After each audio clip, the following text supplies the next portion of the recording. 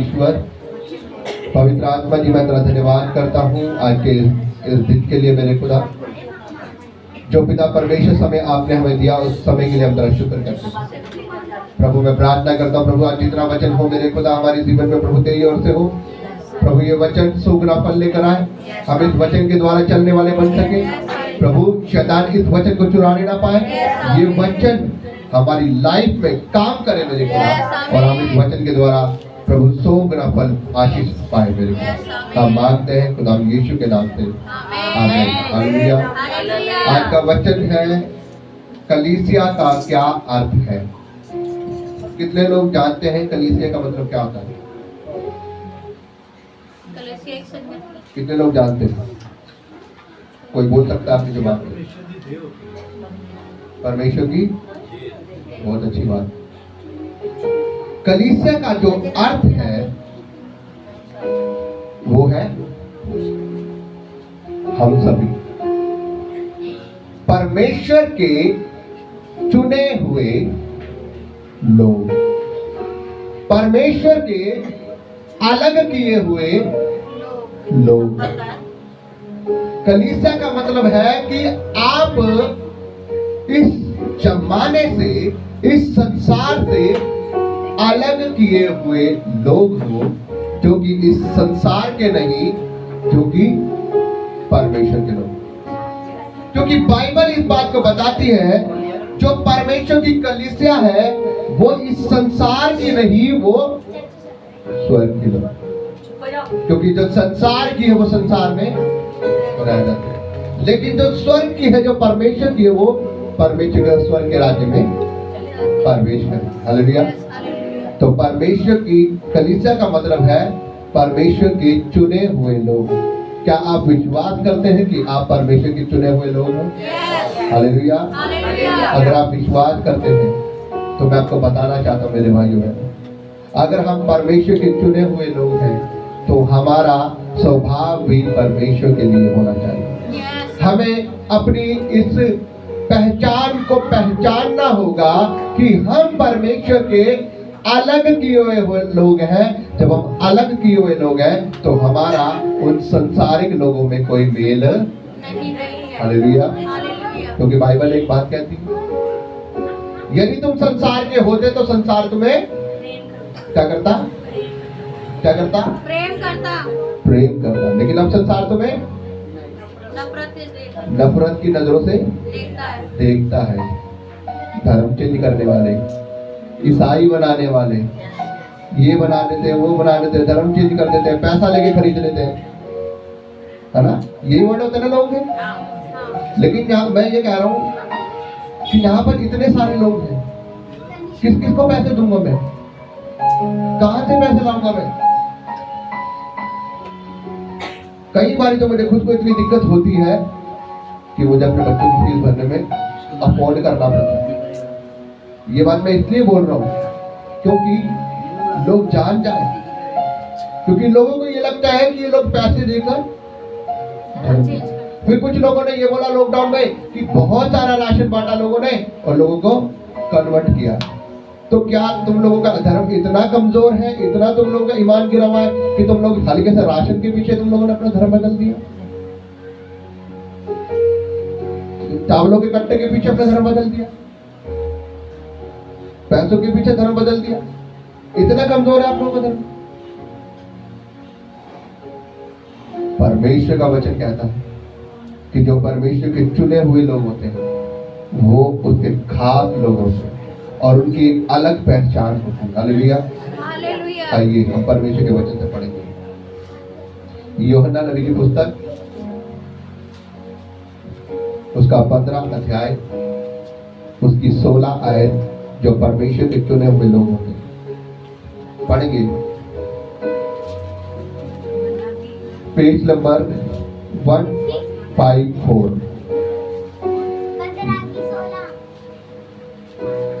कोई ऊंची आवाज से पढ़ दे।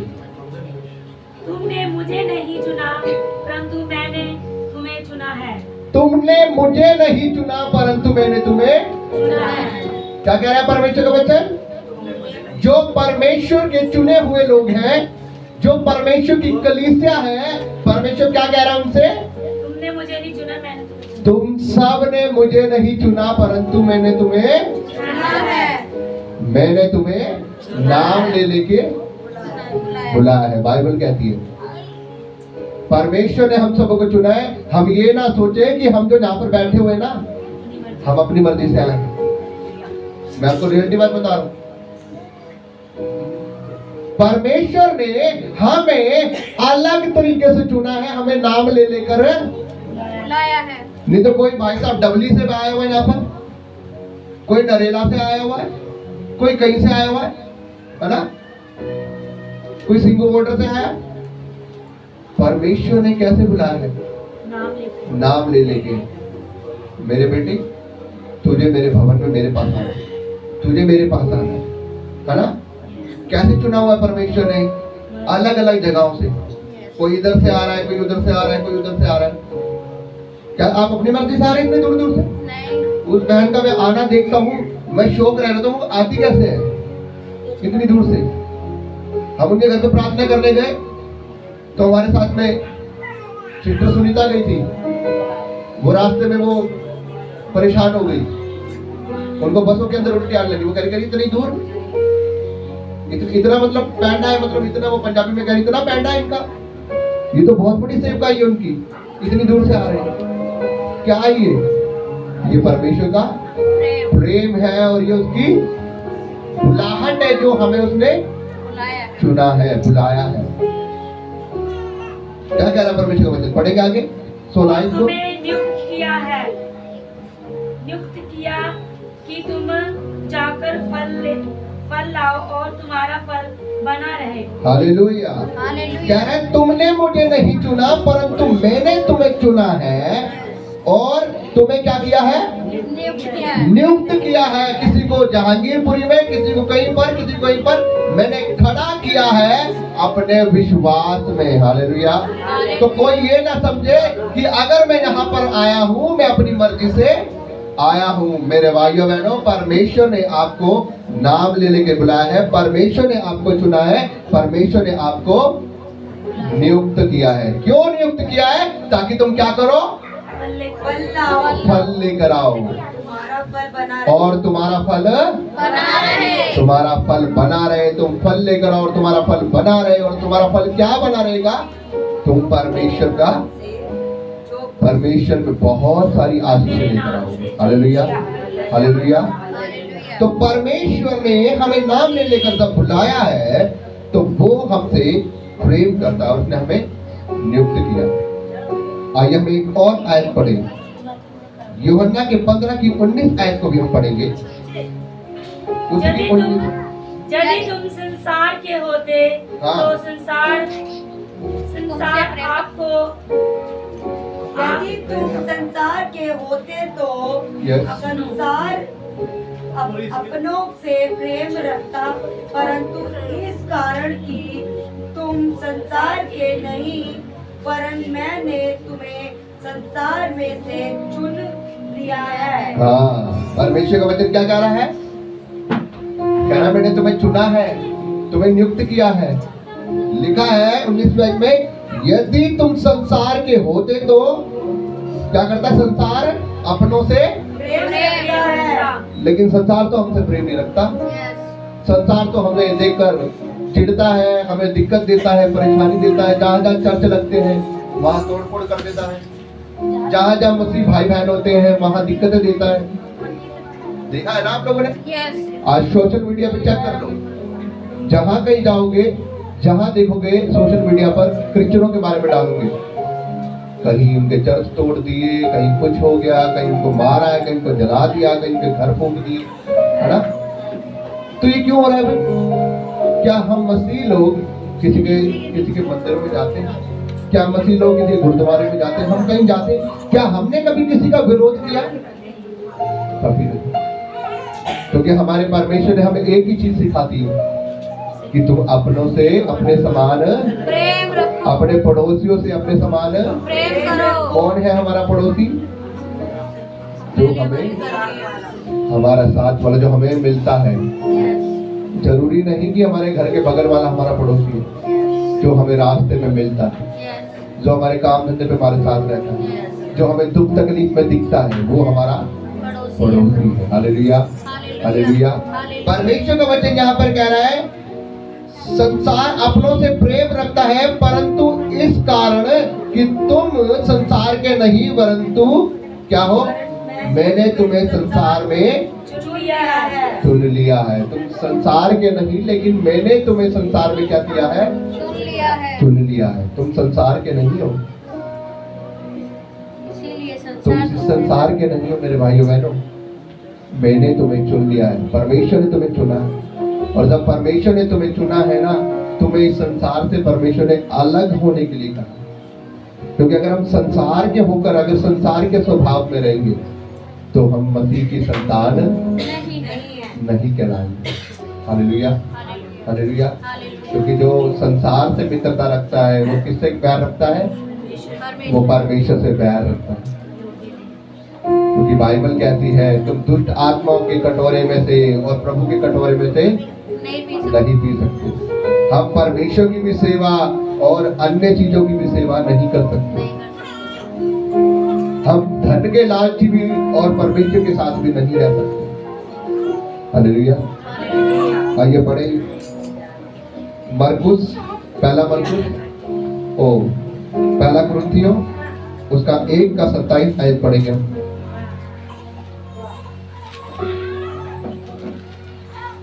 पहला कुरिन्थियों, पहली बैठ जाओ।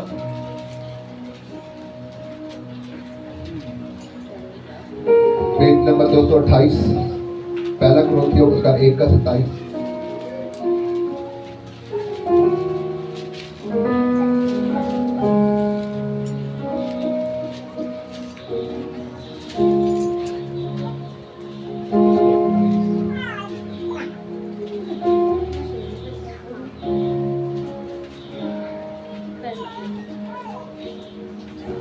परंतु परमेश्वर ने जगत के मूर्खों को चुन लिया है कि ज्ञानवानों को लज्जित करे।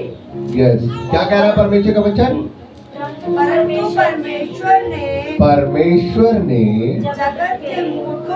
परमेश्वर ने जगत के मूर्खों को चुन लिया है ज्ञानवानों को लज्जित करे। हालेलुया। परमेश्वर ने जगत के मूर्खों को चुन लिया है। अब हम क्या थे? परमेश्वर ने हमें क्या बताया है? मूर्ख। अगर हम समझदार बनेंगे ना तो हम परमेश्वर के योग्य नहीं है। इसीलिए परमेश्वर ने कहा कि तुम क्या हो? मूर्ख हो, और मैंने तुम्हें चुन लिया है ताकि किसको लज्जित करो? ज्ञानवानों को लज्जित करने के लिए कहा है परमेश्वर ने। इसका मतलब ये नहीं कि जो ज्यादा पढ़े लिखे, ज्यादा एजुकेटेड है उनको लज्जित करने के लिए नहीं कहा परमेश्वर ने उस ज्ञानवान को लज्जित करने के लिए किया है जो शैतान के कामों पर, जो बुराई के कामों पर, जो अंधकार की चीजों में होकर चलते हैं, अपने आप को ज्ञानवान समझते हैं। परमेश्वर ने उनको लज्जित करने के लिए बोला है। Hallelujah, hallelujah. परमेश्वर चाहता है कि ज्ञानवानों को क्या करे? लज्जित करे। इसीलिए परमेश्वर ने हम मूर्खों को चुन लिया है। उसने हमें नाम ले लेकर बुलाया है और हमें नियुक्त किया है। हालेलुया। और मेरे भाइयों बहनों, जब परमेश्वर ने हमें नियुक्त किया है तो क्या कह रहा है उसका वचन? उसका वचन कह रहा है परमेश्वर ने इस जगत के मूर्खों को चुन लिया है ताकि वो ज्ञानवानों को क्या करे? लज्जित करे। हालेलुया। तो हमें ज्ञानवानों को क्या करना है? जो शैतान के, जो बुराई के, जो पाप के कामों को चलाते हैं, उनके ज्ञान को चपेट मारनी है। क्योंकि जब आपके अंदर परमेश्वर का वचन होता है ना, तो शैतान की ताकतों को आप अपने पैरों के नीचे रौंद देते हैं। मैंने बताया था ना आपने एक गवाही कि किसी ने जादू टोना कर रखा था, किसी ने जादू टोना कर रखा था, और मैं रात को खाना खा के टहलने निकला था। और जब टहलने निकला था तो वो जो उसके ऊपर जादू टोने के ऊपर जो अंडा रखा था ना, उसके ऊपर मेरा पैर आ गया, मेरी नजर नहीं आई, पैर आ गया, वो फूट गया और उसका कोई भी असर मेरे ऊपर नहीं। अगर परमेश्वर की आत्मा से मैं ना भरा होता, अगर परमेश्वर की मर्जी के अनुसार मैं ना चल रहा था, अगर परमेश्वर का वचन मेरे अंदर ना होता, तो क्या मैं उस अंधकार की ताकतों पर विजय पाता? सब आप खुदावन की आत्मा से भरे हुए हो, सब आप खुदावन के चुने हुए लोग हो, जब आप खुदावन की उस प्रेजेंस से भरे हुए हो, तो मैं कह रहा हूं कोई अंधकार की ताकत आपका कुछ बिगाड़ नहीं सकती। किसी का कोई जादू, कोई टोना, कोई बीमारी आपकी जिंदगी का हिस्सा नहीं हो सकता। बीमारियां आएगी कितने रास्तों से? एक रास्ते से, जाएगी 7 रास्तों से। वो आपकी जिंदगी में कोई एंटर नहीं कर पाएंगे। Hallelujah, hallelujah. इसी प्रकार से एक आयत को और पढ़ेंगे, दूसरा कुरिन्थियों 11 का 2 और 3 को पढ़ेंगे। दूसरा कुरिन्थियों 11 का 2 और 3, पेज नंबर 254।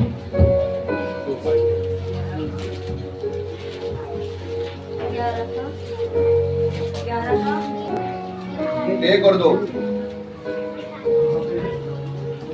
यदि तुम मेरी थोड़ी सी मूर्खता सह लेते तो क्या भला होता।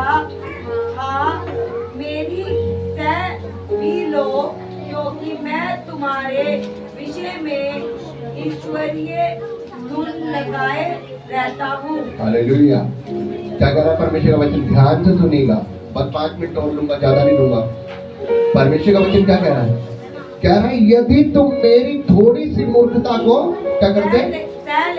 खुदावन का दास पौल कह रहा है यदि तुम मेरी थोड़ी सी मूर्खता को सह लेते तो क्या होता कि भला होता।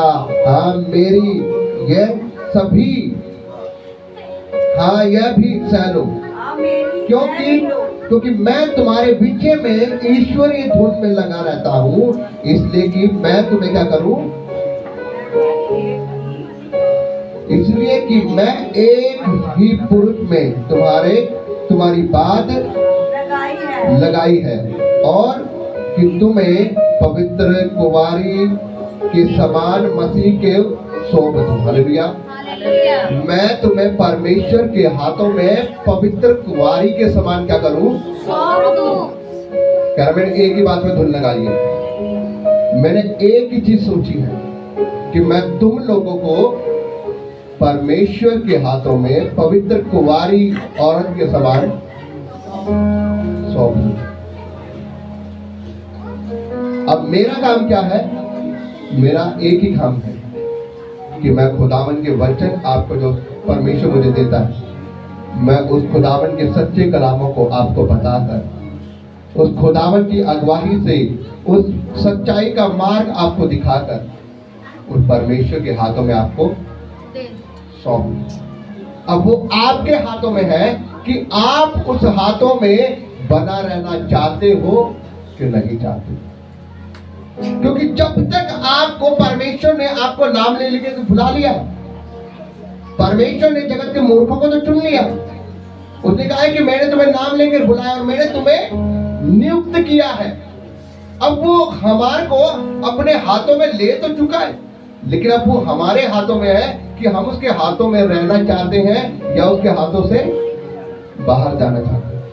और जब हम उसके हाथों से बाहर निकलने की कोशिश करते हैं, जब हम अपनी सांसारिक चीजों पे पड़ते हैं, तब क्या होता है? हमारे जीवनों में परेशानियां आनी शुरू हो जाती है। मैंने बताया ना, एक भाई डेली फोन कराता है, मुझसे प्रार्थना करवाता है। मैंने तो बोला भाई साहब विश्वास करना आपका काम है, मसीह के साथ चलना आपका काम है। वो रोज ही मुझे यही बात बोलता है, पास्टर जी प्रार्थना करें, प्रार्थना करें, प्रार्थना करें। जब तक वो पहले परमेश्वर में था सब कुछ सही चल रहा था। परमेश्वर को जानकर पाप में गिरा, पाप में गिर के परमेश्वर से दूर हो। अब क्या हुआ? उसकी मिसेज पाप में गिर के उसको छोड़कर, बच्चों को छोड़कर अलग बंदे के साथ जाकर रहने लगी, वे विचार में पड़े। अब वो व्यक्ति रो रहा है और वो कह रहा है कि पास्टर जी प्लीज मेरे लिए प्रार्थना करो, मेरे लिए प्रार्थना करो, मेरे लिए प्रार्थना। मैं खाली प्रार्थना कर सकता हूँ, मैं आपको परमेश्वर का राज्य दिखा सकता हूँ, मैं आपको परमेश्वर का मार्ग बता सकता हूँ, अब मैं आपको हाथ बोले के स्वर्ग के राज्य में ढकेल सकता हूँ। हालेलुया। जो व्यक्ति पाप करता है, जो व्यक्ति व्यक्ति गुनाह करता है वो खुद अपने लिए गड्ढा खोद रहा है ताकि वो उसके अंदर गिर पड़े। परमेश्वर बार बार डेली अपने वचनों के द्वारा सुबह की प्रार्थना में, शाम की प्रार्थना में, हर बार और रविवार की प्रार्थना में बताता है, वचनों से सिखा रहा है पाप मत करना, बुराई मत करना, पाप से दूर रहना। लेकिन फिर भी जा जाकर हम फिर पाप करते हैं, गुनाहों में पड़ते हैं। क्या कर रहे हैं? अपने लिए गड्ढा। जब हम अपने लिए गड्ढा खोदते उस गड्ढे के अंदर गिरते हैं, और जब हम गिरते हैं, जब हमें नुकसान होता है, फिर हम दोष लगाते हैं। उसने एक ही वर्ड बोला बाद में, पास्टर जी आखिरी प्रार्थना कर दो, आज के बाद मैं प्रार्थना नहीं करवाऊंगा। मैंने कहा क्या हो गया? शायद परमेश्वर चाहता है नहीं मेरे बच्चा, मेरा घर बसे, मेरी वाइफ वापिस आ जाए और मेरा घर बच जाए। मैंने कहा ब्रदर, परमेश्वर को खरीद रखा आपने? परमेश्वर आपका गुलाम है? आपने क्या किया परमेश्वर के लिए? आपकी शादी से लेकर, आपके जन्म से लेकर परमेश्वर ने यहाँ तक आपको पहुंचा दिया। आपका घर बसा दिया था, आपके बच्चे हो गए। आपके पाप के वजह से अब आपके ऊपर दिक्कतें आई है, परेशानी आई है, आप उल्टा दोष लगा रहे परमेश्वर में। परमेश्वर को खरीद रखा आपने? अब तक जो परमेश्वर आपको चलाता है, उसके लिए आपने परमेश्वर के लिए आपने क्या किया है? इवन आप अब भी परमेश्वर को ये बोल रहे हो कि शायद परमेश्वर नहीं चाहता मेरे जीवन में काम करना। आपके दो ये जो सांस चल रहे हैं ना, अगर परमेश्वर 2 मिनट के लिए थाम दिए, हॉस्पिटल में जाकर अगर 20,000 बोलेंगे ना कि 20,000 दो, ऑक्सीजन लगाएंगे, दौड़ते फिरोगे आप उनके पीछे और दोगे। लेकिन परमेश्वर के भवन में आने पे पैसों की बात नहीं कर रहा मैं, परमेश्वर के भवन में आकर उसका धन्यवाद करना भी नहीं जानते, उसका शुक्रिया अदा करना भी नहीं जानते। मैं रियलिटी बात बता रहा हूँ, ऐसे लोग हैं। आज वो चाहते हैं कि परमेश्वर हमारे जीवन में ये काम कर दे, परमेश्वर हमारे जीवन में वो काम कर दे, लेकिन उनके पास इतना समय नहीं कि वो परमेश्वर का धन्यवाद कर सके। और वो ऊपर से ये कमेंटमेंट करते हैं कि परमेश्वर ने मेरे जीवन में ये नहीं किया, परमेश्वर ने मेरे जीवन में वो नहीं किया, परमेश्वर मेरी प्रार्थना को उत्तर नहीं देता। अरे परमेश्वर कैसे देगा आपकी प्रार्थना का उत्तर? आपने कभी रिलेशन परमेश्वर से बनाया नहीं, कभी मन परमेश्वर की ओर लगाया नहीं, कभी प्रार्थना उससे करी नहीं, उससे बात कभी करी नहीं, कैसे वो अपने जीवन में काम कर देगा? जितना प्रत्येक दिन खिला रहा है, रोज की रोटी खिला रहा है, सांस दे रहा है, दिल धड़का रहा है, किडनी चला रहा है, वो कम है क्या आपके लिए? फिर भी वो दे रहा है, क्योंकि उसका वचन कहता है कि वो पापी से भी प्रेम करता और वो धर्मी से भी। वो पापी के ऊपर भी सूर्य को करता और वो धर्मी के ऊपर भी। वो पापी के ऊपर भी मैं बरसाता और वो धर्मी के ऊपर। उसने मुंह नहीं मोड़ा, जितने मुंह मोड़ लिया ना, उस दिन ही हार्ट रुक जाएंगे, उस दिन ही सांसें चलनी बंद हो जाएगी। हमारी गली में अच्छा खासा लड़का था, जवान, हट्टा कट्टा मेरे समान, पल भर में पता नहीं लगा क्या हुआ क्या नहीं, और लोग हैरान हो गए। अच्छा खासा तो था, एकदम से क्या हो गया? जब परमेश्वर मुंह फेर लेता ना, तो सब चीजें साथ छोड़ जाती हैं, सब चीजें। फिर लोग दुआएं देंगे, वो भी काम नहीं करेंगे। फिर बोलेंगे, बातें करेंगे, लोगों को समझ में नहीं आएगी, पढ़ाई भी काम नहीं आएगी। बोला ना जोनी लेबर जी ने कितना अच्छा, पढ़ाई भी काम नहीं आएगी, धन दौलत भी काम नहीं आएगी। क्यों? कनेक्शन लगाया नहीं कभी परमेश्वर से, कभी रिश्ता बनाया नहीं, कभी बात ही नहीं करी, कभी उपवास किया नहीं, कभी प्रार्थना की नहीं। काश प्रार्थना करी होती, कनेक्शन बनाया होता, रिलेशन बनाया होता, तो प्रार्थना करते, काम करता। लेकिन एंड टाइम पे आके अब घुटने टेकोगे, प्रभु जी दया कर दे। एक ही बात लिखी बाइबल में, लिखा जब तुम मुझे देखकर मुंह फेर लेते हो ना, जब तुम मुझसे बलवा करते हो, जब तुम मेरे विरुद्ध पाप करते हो, अभी तो तुम्हें मजा आ रहा है, लेकिन जब मैं गुस्से में आ गया, उस दिन कह रहा तुम मुझे पुकारोगे, उस दिन मैं तुम्हारी बातों को सुनकर अपने कान बंद कर लूंगा, मैं अपना मुख मोड़ लूंगा। फिर उस दिन तुम चिल्लाओगे, प्रभु दया कर दे। उस दिन तुम रोगे, प्रभु मेरी प्रार्थना को सुन। उस दिन मैं नहीं सुनूंगा। फिर चिल्लाते रहना। हालेलुया। इसलिए परमेश्वर क्या चाहता है? उसने हमें नाम ले लेके बुलाया है, उसने हमें यहाँ पर नियुक्त किया है, उसने हमें अलग अलग जगहों से बुलाया है।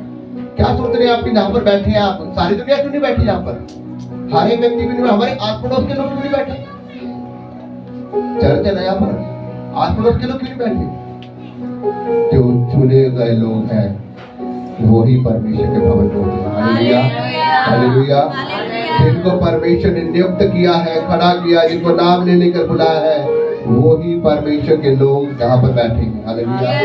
लेकिन मेरे भाइयों बहनों, मैं आपको बताना चाहता हूँ, अपनी बुलाहट को पहचानो, पहचानो कि परमेश्वर ने आपको चुना है, नियुक्त किया है। लास्ट आयत पढ़ूंगा, याकूब उसकी 4 की 4 को पढ़ दे, 320 नंबर में।